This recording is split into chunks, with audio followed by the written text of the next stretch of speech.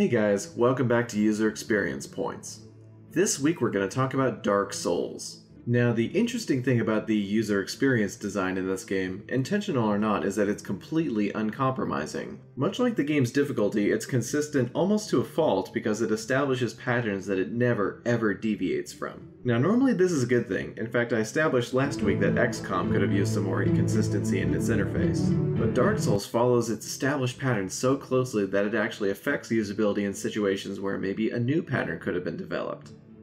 The moment you launch the game, Dark Souls starts laying down the law immediately. For one thing, you can't actually use the joysticks to navigate any of the menus. You can only use the D-pad. Now I'm not sure if this was an intentional choice or not, since in the game itself you can only use the D-pad to navigate menus since you can't pause the game and have to be able to move your character around with the joysticks. But this is unnecessarily confusing for anyone who's starting the game for the first time. They don't know the controls yet, and they're going to try what's most familiar to them, which is using the analog stick. I honestly wouldn't put it past the designers to throw you into the fire like this and make you figure things out, since that's what the entire game does. But players should be able to jump right into character creation and then start playing the game. That way the harsh lessons can start with that damn boulder that rolls down the stairs at you near the beginning. Speaking of character creation, this screen is by far the most negatively affected by the game's overuse of consistent patterns.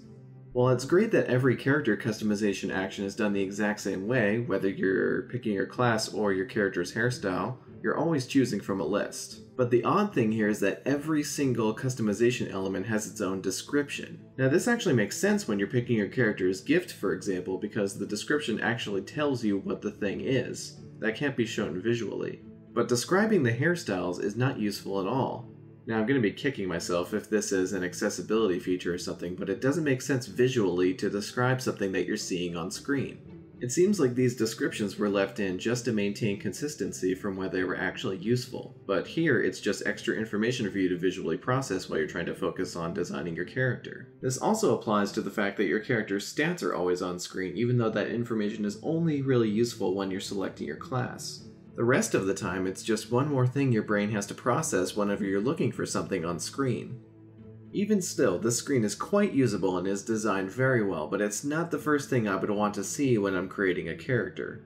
I've created a lot of characters in RPGs like this, and it's always been a much more pleasant experience for me when I'm only thinking about one aspect of my character at a time. Though, one thing that these sequential experiences are often lacking is a summary screen that breaks everything down for you and lets you make last-minute changes, seeing everything at a glance. Dark Souls nails that aspect of character creation very well, but there's nothing that precedes it, so it's a little overwhelming when you're just dropped onto this screen. It also unfortunately has one glaring usability flaw in that the name field is not labeled. This makes it very easy to miss and then just leaves the user perplexed by why the accept button isn't doing anything. The field could have at least flashed red, or maybe had a pop-up message that said you need to name your character, but there's just no feedback. Sadly, the only thing I can call that is bad design.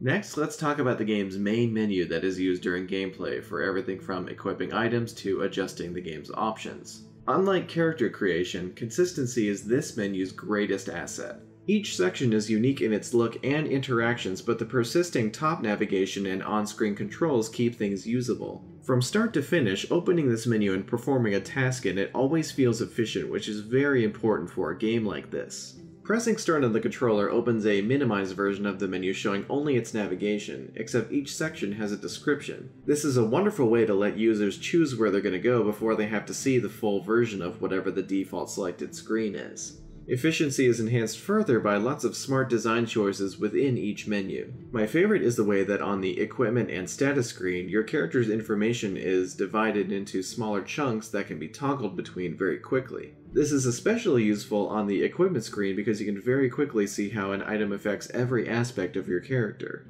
I also have to call out the options menu for having a really cool feature I haven't seen before. See, when you select Initialize, which restores all of the options to their default setting, you get to see a breakdown of how every single option is going to change once you commit to this choice.